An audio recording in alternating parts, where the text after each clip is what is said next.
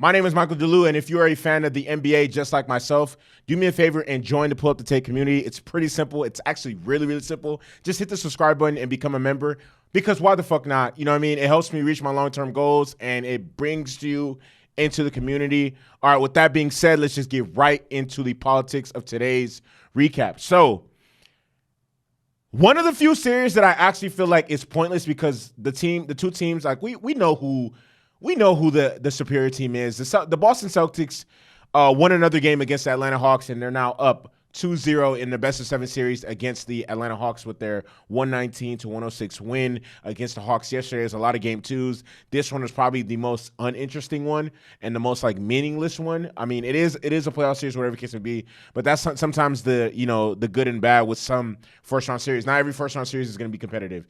After the first round, oh yeah, scintillating basketball. All right, but with that being said, let's just get right into the game. So the Celtics won by 13.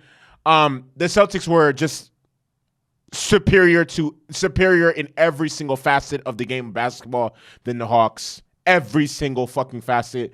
They were plus 20 in the paint, and there's absolutely no resistance from the Hawks whatsoever. Clint Capella is not a presence in the paint. John Collins is not a presence in the paint, and my Nigerian brother Onyeka Okongwu, not really Big O. He's not really a presence much so in the paint either. But you know who does bring a defensive presence? The fucking Boston Celtics. The Boston Celtics in yesterday's game had should I say yesterday? I mean, who knows? The Boston Celtics in yesterday's game had 12 blocks, which led to 15 fast break points, and the reason why the Celtics have that, the reason why the Celtics are able to put up 12 blocks and also 10 steals is because they have size, length, and athleticism at every single fucking position.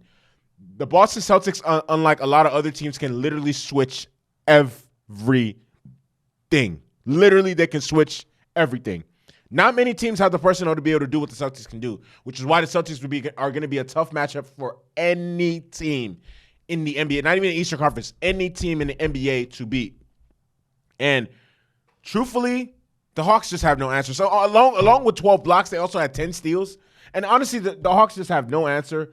Plus, they're continuously getting killed. Like, again, I continue to emphasize this. They're continuously getting killed in the fucking paint. Like, this shit is it's really unfortunate to watch, simply because this series is not competitive whatsoever. Like, not even in the slightest. Like, it's not competitive. It's not interesting to watch. It's not fun to watch. Like, I mean, I know it's not fun for Hawks fans to watch, because it's they have no chance to win the series whatsoever. They're not gonna win the series either. They have no chance. They're not gonna win the series. And truthfully, I'll be watching some of these games I mean, this isn't really the best, but I mean, it is what it is. I mean, it's a first round matchup, and they have to play the games, whatever the case may be, even though we all know who the better team is. Jayson Tatum had 29 points, 10 rebounds, 6 assists. He was a fucking monster, doing what he does best, scoring, getting buckets, being active. Derek White had 26 points and 7 rebounds. Fun fact about Derek White is he led the league in blocks for all guards. And Derek White also was 11 of 16 from the field today. And one of the things I love about Derek White is, simply put, man, he gets the job done on both ends of the floor. And it's crazy to think that how the Celtics were able to nab him up at the trade deadline at the trade deadline in the 2022 season, and then he came over to Boston, and he was able to crack the rotation and become a pivotal member of their rotation, and obviously provided valuable minutes for Ime Udoka in the regular season and especially in the playoffs. And he's back on the team this season, and he's continued to thrive and continue to grow, continue to get more confident. And honestly, man, the Celtics are a really, really dangerous team. Not only do they have Jayson Tatum and Jaylen Brown, but Derek White and Malcolm Brogdon are no scrubs either. Both those dudes can drop 25 any night. And especially with playing off of Jaylen Brown and Jayson Tatum, come on, man. And they still have Marcus Smart, Al Horford. Man, the Celtics are a dangerous fucking team. And again, just seeing Derek White's impact, because like I said, last year he came at the trade deadline from San Antonio, And he was, like I said, he was able to crack the rotation and provide solid minutes for the Celtics, and he's only continuing to get better. Jaylen Brown poured in 18 points. Marcus Smart had 14 points and 6 assists. Malcolm Brogdon had 13 points and 8 assists. And honestly, the Celtics were just dominant. I mean, the Celtics at one point when I was watching the Knicks and the Cavs game, I think the Celtics were up by like 20 something points, if I'm not mistaken, at one point. And I mean, they only won by 13, but nevertheless, I don't think that reflects how dominant they were and how in control they were from start to finish of the game. I want to talk about the Hawks really quick. So the Hawks did a very, very strange thing in yesterday's game.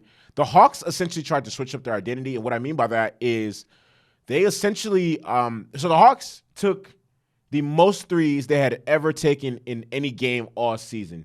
And why I think that's such a big fucking red flag is because if you cannot win, I mean, but obviously they can't win. If you can't, because I mean, obviously they have to switch something up because they know they're not good enough to beat this team. So, but if you can't win playing the typical your brand of basketball in a playoff series, you're probably not going to win that series, to be honest.